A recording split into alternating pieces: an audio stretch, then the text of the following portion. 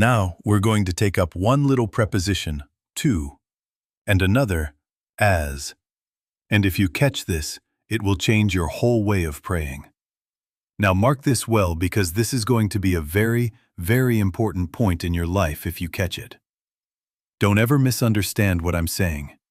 Praying as God is not you becoming a bigger human being with spiritual authority. It is not the human mind dressing up in divine garments. It is not impersonation. It is not I, me, mine with a halo.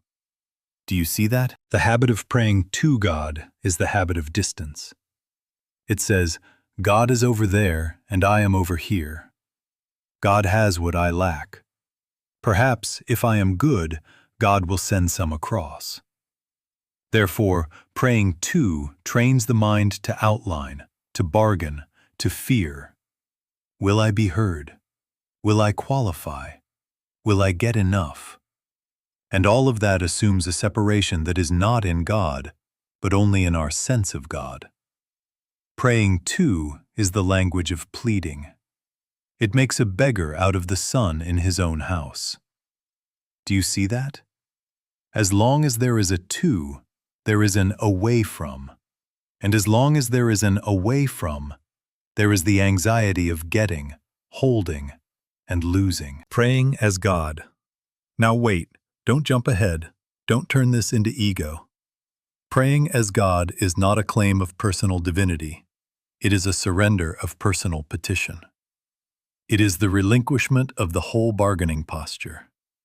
It is the impersonal, infinite presence announcing itself as the only actor, the only prayer, the only answer. It is not you taking on power. It is power laying down the false sense called you. In that awareness, prayer ceases to be an effort at words and becomes an awareness that is wordless, effortless, presenceful. Prayer prays you. Do you see that? If you pray to, you will outline. You will carry pictures in your mind and try to move God toward them. If you pray as, you drop the outline. You let the presence be presence without your management. You do not impersonate God. You stop impersonating a separate self. There is a world of difference. One is strain, the other is rest. One is fear, the other is peace. One is me calling, the other is I am being. Now, this is a class, and a class is a sacred, sacred, sacred undertaking. So I must say it plainly. If you miss this, you will use the highest words and still pray in the lowest sense. Me and mine. You will say, Father, and mean Santa. You will say, Thy will, and mean, my outline, please. But if you catch this tiny word, A-S, you will feel a discontinuance of the ache of distance. You will find prayer no longer shooting arrows at heaven, but resting in heaven realized as here. You will feel the personal sense yield, even a little, to the impersonal presence, and in that yielding, prayer stops being a request and becomes communion. Not you doing, but being done. Not you reaching, but presence revealing. Now, mark this well and hold it as we go on. Do you see that? Now, let us put a foundation under what we have said, because without a foundation, you will drift back into old habit. If God is infinite, and we dare not call God less, where could over there be? Where would there be room for a second place, a second presence, a second power? Infinity means all presence, all power, all law, without boundary, without outside, without other. Therefore, mark this. The moment you introduce a second, you have canceled the very word God. Do you follow me? There is not God and you. There is God expressed as you. There is not God and world. There is God manifest as the universe of his own being. God manifest, God expressed, God realized. As is and am. The is of God is the only is there is. The am of identity is that is individualized. The as is the mode in which the infinite appears. Now if that is so, and logically it must be, or else we have contradiction, then prayer cannot be a message flown across a space to an absent deity. Prayer, to be prayer, must be communion within omnipresence, realization within what already is. Take something you can touch. There is not glass and a tumbler. There is glass formed as a tumbler. Do you see that? There is not mahogany and a table. There is mahogany formed as a table. The form does not deprive the substance, nor does the substance withhold from the form. They are one reality in two aspects, what it is and how it appears. Now, follow this into your own being. There is not God over there and a person over here pleading. There is God as your being, God as your life, God as the very awareness hearing these words. The prayer that sends a telegram to God somewhere is like a tumbler asking glass for more glass. Foolish, because the substance already constitutes the form. Is that clear? Now this is not poetry. This is the only way infinity can be understood without contradiction. If God is infinite, there cannot be a second mind to inform God, a second power to resist God, a second presence to approach God. Therefore, prayer cannot be instruction to deity, cannot be persuasion, cannot be transport. Prayer must be the recognition, quiet, reverent, unoutlined, that the substance is here as form, that the presence is here as identity, that the life is here as I am. Do you follow me? All right. Then what becomes of the old to prayer? It collapses under the logic. To whom? To where? To what? If omnipresence is, then distance is an appearance, not a fact. Delay is an appearance, not a fact. Withholding is an appearance, not a fact. In omnipresence, prayer is resting in the fact of presence, letting presence announce and reveal itself as the only action. We do not send, we yield. We do not move God, we let God's move in our awareness until it is realized. Therefore, and I say it firmly because I want you to hold it, there cannot be a second power. If there were a second, God would not be infinite. If there were a second, prayer would be a battle. But because there is one, prayer is communion. Because there is one, prayer is peace. Sit with that. Let it soak. Don't try to act upon it. Let it act upon you. In that stillness, the ache of distance begins to drop away, and you find yourself not calling to God, but God being itself as your very breath. Do you see that? Now, and here comes that terrible, terrible word. But. But look at the world, you say. But disease, but war, but injustice, but a child hungry, a neighbor bereft, a body racked with pain. How can you speak of one presence, one power, one law in the face of this? Now I honor that question. It is an honest question, and it must be answered in principle, or else all this talk of infinity becomes a pious dream. Do you see that? Mark this well. Scripture gives us a map in allegory because literal history would never hold the depth. We have, in the very opening of Genesis, two creations. In the first, God beholds what God has made and calls it good. Good and very good. complete, finished, whole. That is the creation of spirit, the universe of God's own being, the is that is forever is. Then comes another account, man formed of dust, a garden, a serpent, a fall, exile east of Eden. Now, don't ever mistake that second story for the manufacturing of a second universe.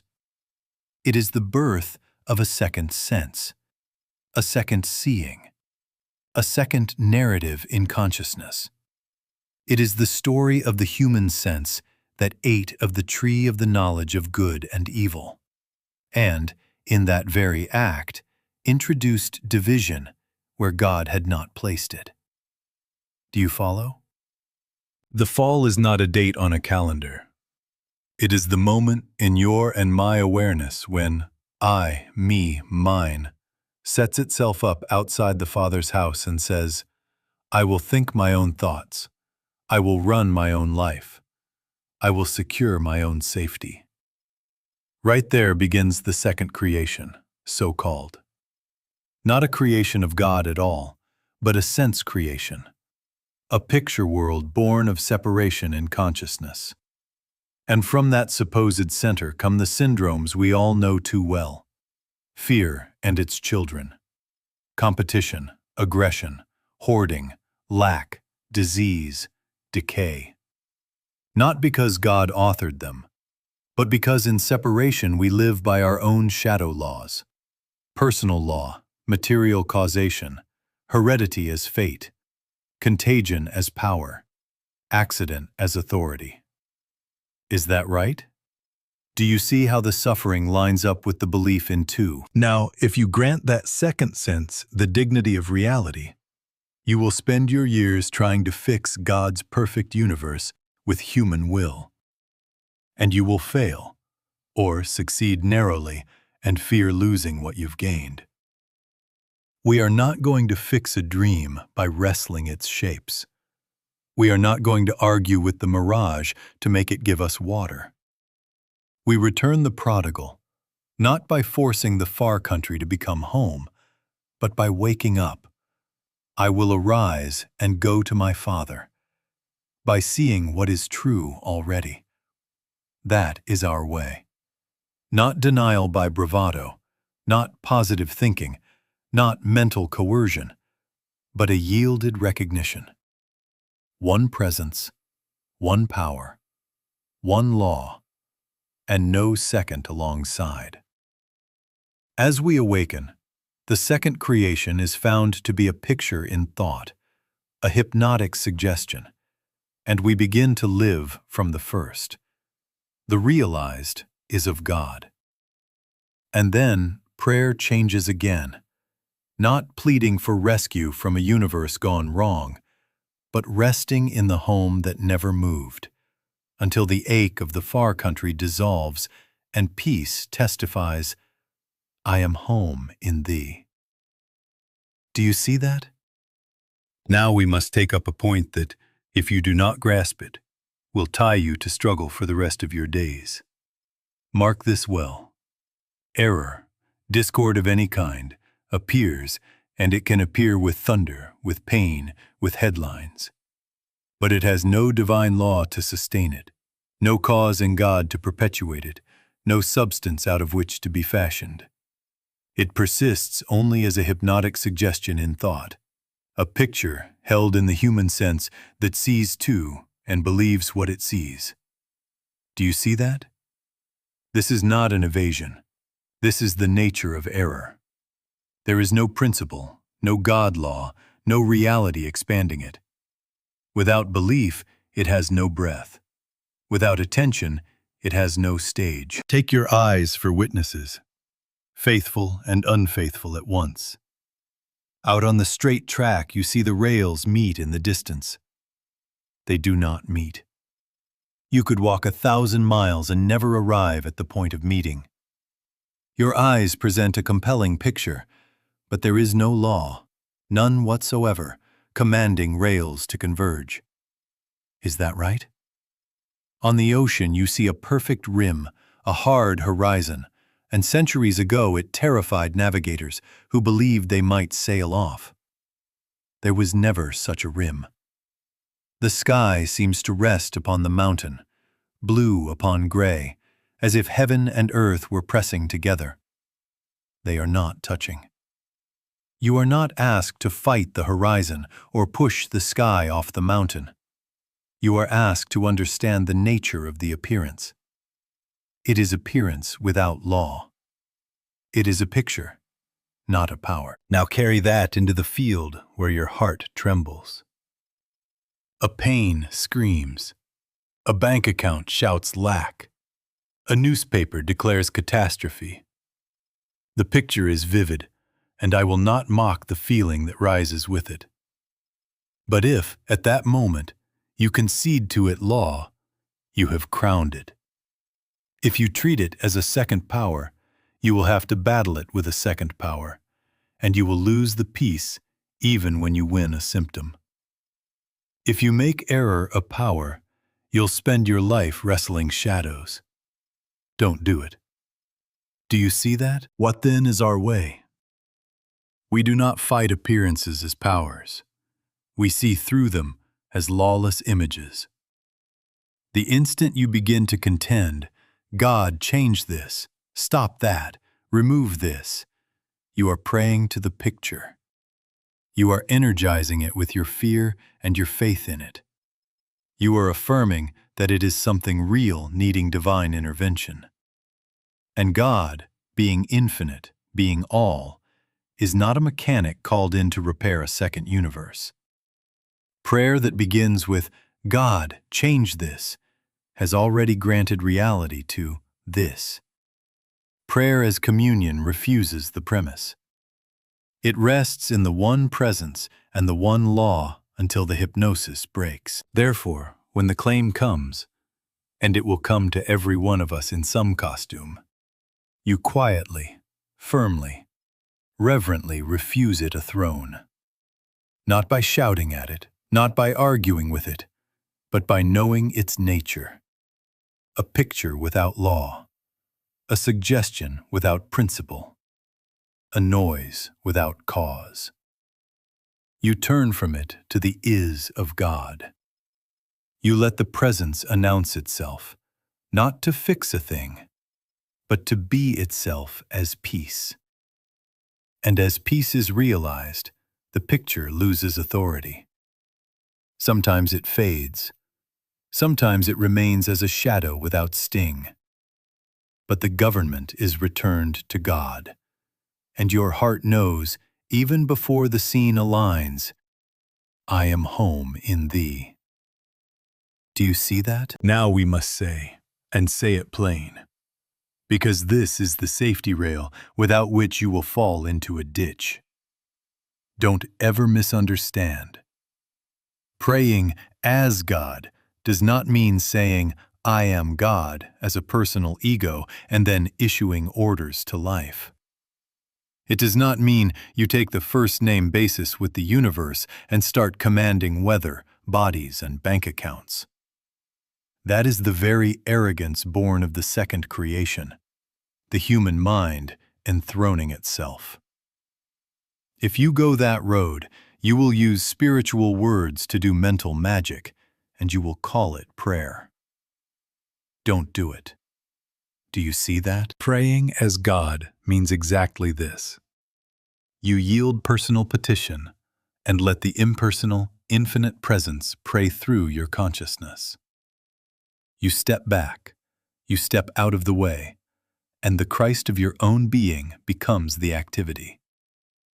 Not a person doing something to God or to conditions, but God as awareness being itself. The subject of prayer and the object of prayer dissolve, and only presence remains. It is not self-assertion, it is self-surrender. It is not I will, it is not my will. Not as a slogan, not as piety, but as an actual inner letting. Letting thought go slack, letting pictures drop, letting language fall quiet until spirit moves of itself. Do you follow that? The personal mind petitions, argues, bargains, and fears outcomes. The personal mind keeps one eye on God and one eye on the clock or the symptom. It wants results, and it wants them outlined. This person well, this sum of money, this reconciliation by Tuesday. That is not prayer. That is anxiety and religious dress. Spiritual consciousness rests. Spiritual consciousness knows that God is eising, always eising, and therefore nothing needs to be made happen. What needs is recognition. What needs is realization. Therefore the posture is silence, listening, receptivity.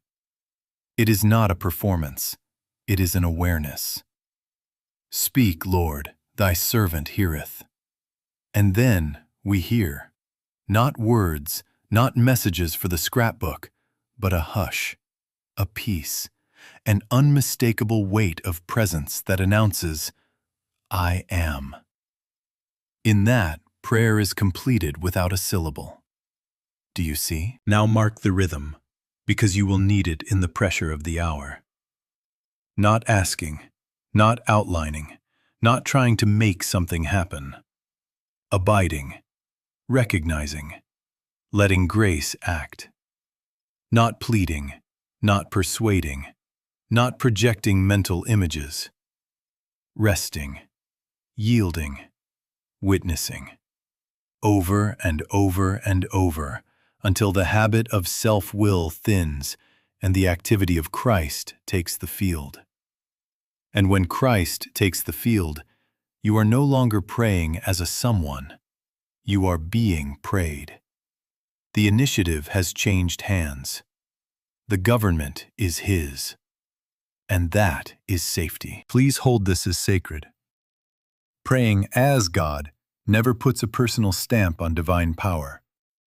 It never assumes authority over persons, conditions, or events. It never tampers. It yields. It yields the sense of me at work and abides until the presence bears witness to itself as peace. If peace is realized, the case is already answered in principle, whether or not the picture has yet rearranged. Stay there. Stay with peace and let the pictures catch up to the principle. So when you go within, sit, be still, and consciously release the outline. Say nothing if you can. Say, not my will, if words must start you. Then listen. Let awareness open by itself. Let is be is. Let am be am. Let as be as. And in that holy letting, you will know what we mean by praying as God. Impersonal surrender to presence. Never personal ego claiming divine power. Do you see that? Now, having seen what it is to let prayer pray you, we must set aside the last remnant of the old habit and say it straight. God is not withholding anything. Therefore, God cannot be persuaded to give. God is. God is eising all the time. Where there is infinite fullness being itself, there is no warehouse of supply to be opened by the right password, no reluctant deity to be coaxed. The very premise of petition assumes a gap, assumes a before and after, a here and there, a lack now and a provision later. That is the language of separation. Do you see that? Mark this well, because it will spare you years of pious disappointment. The petitioning mind is bargaining with its own picture. It starts with an accepted lack. I do not have. Adds a timeline. If I pray hard enough, I will have. And places God at the far end of that line as the distributor who may or may not ship on schedule. That whole structure is hypnosis. You have made a beggar out of the air. You have turned the son in the Father's house into a caller waiting at the service window for a parcel. And every time you do it, you deepen the groove of distance in your own consciousness. Therefore, prayer feels anxious, time-bound, and conditional, because it was framed that way. Do you see how subtle the trap is? "Give us this day our daily bread" is not a requisition for loaves. It is a call to daily realization. Our daily bread is the discernment of is, the felt presence of grace here, now. The light by which we see that life lives itself, substance sustains itself, law governs itself. Bread is understanding, not matter added to matter. When understanding dawns, forms appear as needed, like pictures developing in a tray already soaked in light. But the essence we receive is not things. It is the awareness of the one being itself as our very life. All that God is, I am. Where God is, I am. What God is, I am. As is and am. Do you follow that? Now don't misunderstand and slip into laziness. Communion is not passivity. It is the highest activity because it is alignment with reality. It is the surrender of self-will and image-making so that truth may announce itself within. In that announcing, the false sense yields. Fear loses its oxygen. The outline collapses. Harmony appears of itself. Not because we made it, but because we stopped denying it. You do not create light. You lift the shade. You do not manufacture peace. You stop feeding the war of two powers in your thought. That is work, holy work, disciplined work. It asks attention, receptivity, and the courage to rest when the old habit wants to clamor. So the heart of prayer becomes this: let me sit here and be still in thee, not to get, but to know, not to change, but to behold, not to persuade, but to commune. Let me abide until the hush bears witness and peace testifies, I am. From there, the pictures will take care of themselves, according to their own nothingness or their rightful order. But our business is presence. Our business is. Do you see the difference? Now we come to the how. Because unless you have a way to sit down and do this in the pressure of a Tuesday afternoon, it will remain poetry to you. Mark this well. You will never go anywhere in this work if you start your treatment with any other word than God. Not a syllable about conditions, not a syllable about people. God. God as omnipresence. God as omnipotence. God as omniscience. One presence, one power, one law. Knowing itself as all that is. Start there, and start there every time. Do you see that? Step 1, and this is non-negotiable. Drop the case out of your thought as reality. Do not take up a person, a diagnosis, a bank account, a headline. Those are the picture, the rail tracks seem to meet picture. If you begin with the picture, you have granted it law and made your prayer a contest. So you gently, firmly say within yourself, this is not a power, this is not a law, this is an appearance without law. And you let the picture fall out of the center of your concern. You are not heartless, you are wise. You are refusing to feed a hypnotic image. Do you see? Step 2.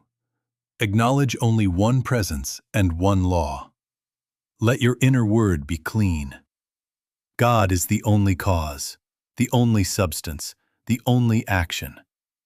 Therefore, There are not two sets of statutes operating here.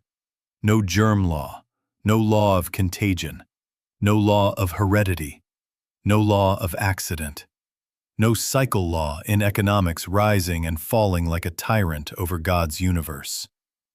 There is not a second government. There cannot be. Say it quietly, not as argument, but as recognition. One presence, one power, one law. No other, no rival, no opposite. And in that realization, fear begins to lose its oxygen. Step 3. Rest in as/is/am. Not as a device, not as an affirmation to make something happen, but as the description of reality. As God is, I am. As God is, this moment is.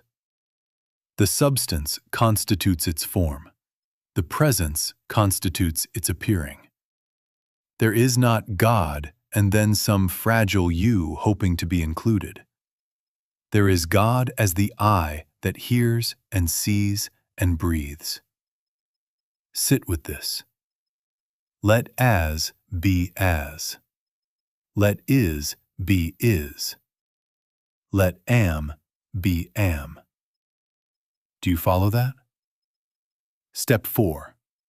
Listen. Listen until the words thin and willingness replaces will. You will feel the shift. It is unmistakable. Thought quiets. The outline dissolves. A hush begins to press from the inside out. Peace arrives, not because you engineered it, but because you finally stopped interfering with what is already present. That peace is the answer in principle. It is the government returning to God. When that peace dawns, stop. Be still. Abide. Step 5. Seal it with non-interference. Do not rush back to the picture to measure, to prod, to check. Do not give a report to yourself every 10 minutes. Hold the atmosphere of communion. If fear comes nosing at the door, repeat the way. Begin with God. Drop the picture. Acknowledge the one. Rest in as/is/am. And listen again. This is the passage from me praying to prayer praying me. Not by force, but by fidelity. Not to get, but to know. And as you abide there, the pictures take care of themselves according to their nothingness or their rightful order, while you remain in the quiet announcement, I am home in thee. Do you see that? Now we must do some house cleaning, because without this correction, the word as will become the ego's favorite toy. Mark this well. There are 3 places students miss it, and if you recognize yourself here, take it as mercy, not rebuke. First, parroting words, walking around saying, I am God, without a syllable of surrender in the heart. That is not praying as, that is the human mind in spiritual costume. It is self-assertion, and self-assertion is the essence of the second creation. Praying as God does not feel like more personal power. It feels like less of me and more room for presence. It sounds like silence. It acts like reverence. Do you see that? Second, the power trip. You learn the vocabulary. Presence. One law. As/is/am. And then you try to steer outcomes. Make this body do that. Make this person come back. Make this contract close. That is sorcery with a hymn book. Don't do it. The instant you aim spiritual truth at a desired picture, you have outlined, and the outline enthrones a second power, the picture. Then you are back in bargaining, only with better language. Praying as is the relinquishment of the right to outline. It is keeling over the will, not my will, until peace evidences that the government is God's. And when peace arrives, You stop there. You do not run back to mold the scene. Is that clear? Third, the lazy dodge. It's all impersonal, so I don't have to care. I'll just be as and ignore the phone call I owe, the apology I should make, the work on my desk, the neighbor at my door. That is not impersonal. That is indifference. The impersonal is love without possessiveness, wisdom without fear, never coldness. We do not abdicate wise human action. We simply refuse to worship it as cause. So you do your inner work daily, until peace governs. Then you take whatever sensible step is before you, not as a savior of conditions, but as transparency for grace. You pay your bills, you keep your word, you comfort the grieving, you vote as conscience leads. But you do not anoint these motions as power. Power already is. Do you follow? A class is a sacred undertaking. We are tampering with consciousness. We are laying hands on the hopes of eternity. Therefore, this warning is not scolding, it is safety. Without humility and surrender, AS becomes a formula. With humility and surrender, AS becomes communion. One lifts you into peace, the other hardens you in ego. So watch yourself. If you catch self-assertion, stop and be silent. If you find yourself outlining results, drop the picture and rest. If you feel the temptation to hide behind impersonal to avoid loving or acting wisely, repent of indifference and return to presence. Do you see why the warning is necessary? Without it, the word ass becomes the ego's favorite toy. With it, the word ass becomes the door, quiet, sure, safe, through which grace lives itself as you. Now let us take a case straight on, because unless you can do this when the thermometer rises or the paper arrives with its ugly headline, all this will remain poetry. Suppose the body presents a diagnosis. The mind rushes to gather its props, symptoms, charts, Latin names, percentages, family histories, causes, effects, the calendar of age, the season of contagion, the prognosis with its timetable. That is where the human sense always starts, with the picture and the fear attached to it. Mark this well. If you start there, you have already crowned the picture as law. You have made a second power and asked God to wrestle it. Don't do it. The first word is God. The first awareness is one presence, one power, one law. Do you see that? So you sit down, quietly, and you let the case fall from the center of your attention. Not because you are hard, but because you are not going to give a mirage your loyalty. You acknowledge, within, that what parades as diagnosis, prognosis, heredity, contagion, age, chemistry, accident, and statistics is a set of mental categories without divine authority. There is no God law in them. There is no principle of infinity sustaining them. They are pictures, reports of the five senses raised to the dignity of Scripture by universal consent, but before God they are appearance without law. Quietly, reverently, you say within yourself, I recognize no law of disease. I recognize no competing statute beside thy grace. One presence, one power, one law. And you rest there until fear begins to lose its breath. Is that right? Do you see what we are doing? Then, and only then, the pivot. You do not say, God, remove this. That is the old bargaining. You say, Father, reveal thyself here. Let thy presence be felt. Let thy is be realized until this picture dissolves in understanding. Not many words, just that direction. You listen. You refuse to outline. You deny yourself the drama of checking the symptom every 2 minutes. You abide in as/is/am. As God is, I am. As God is, this moment is. You let peace arrive. And when peace settles, even softly like a feather, you stop there. The answer has come in principle because the government has returned to God. Results? Yes, they come, but as a byproduct, as the natural consequence of recognizing what is true, not as a reward for correct phrasing. Harmony appears because harmony is the nature of reality. When we stop arguing for two powers, sometimes the body quiets at once. Sometimes it lingers like a shadow without sting, while your heart knows, deeper than pulse, I am home in thee. Sometimes the picture rearranges later, like ice thawing when winter yields. Your task is not to time it. Your task is fidelity. Begin with God. Deny rival law. Abide in presence, and let grace bear witness to itself.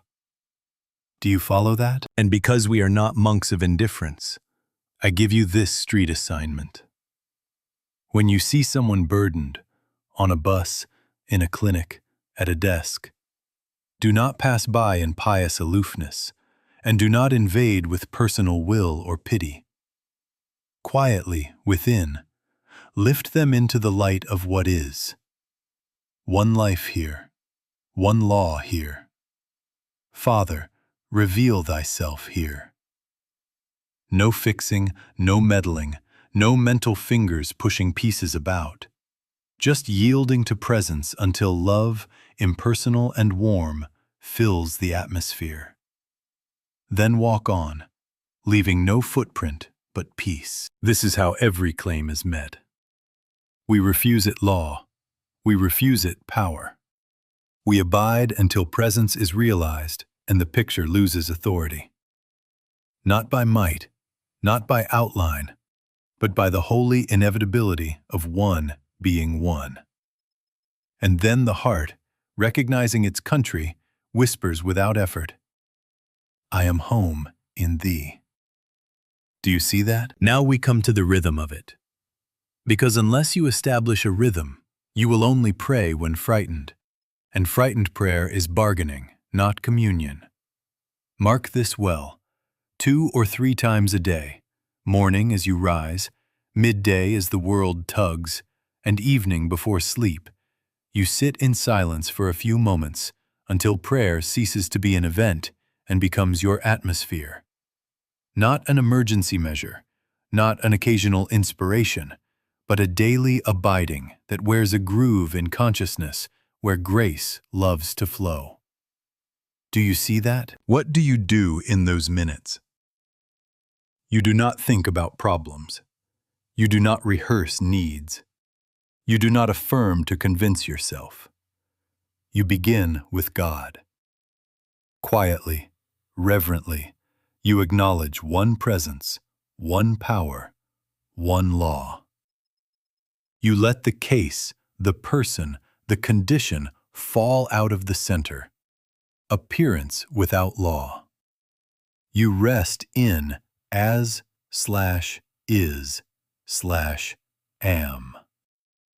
As God is, I am. As God is, this moment is. And then you listen. Not for phrases to collect, for presence to announce itself as peace. If words must start you, not my will do. Then drop even that and be still. Don't ever misunderstand. You are not performing something for God to notice.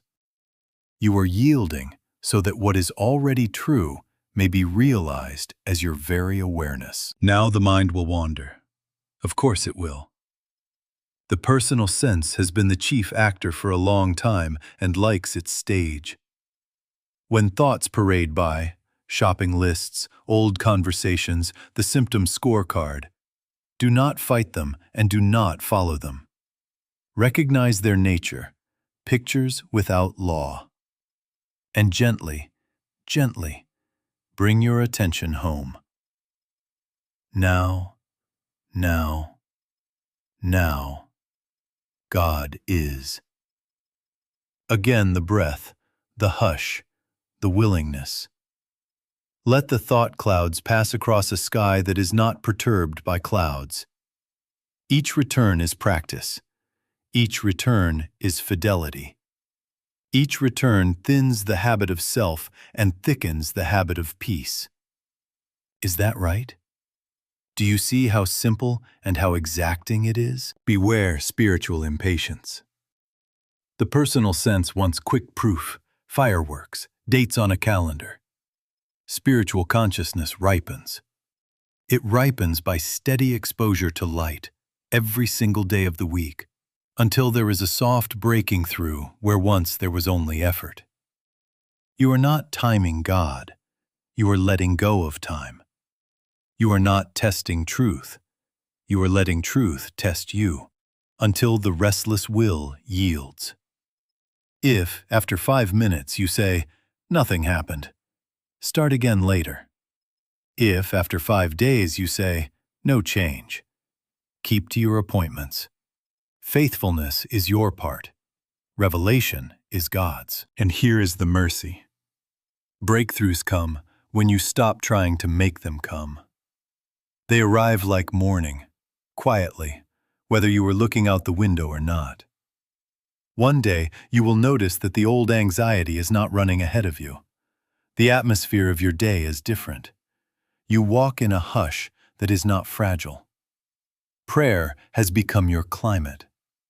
You find yourself in a market, on a bus, at a desk, and there is an inner "I am" humming beneath the noise.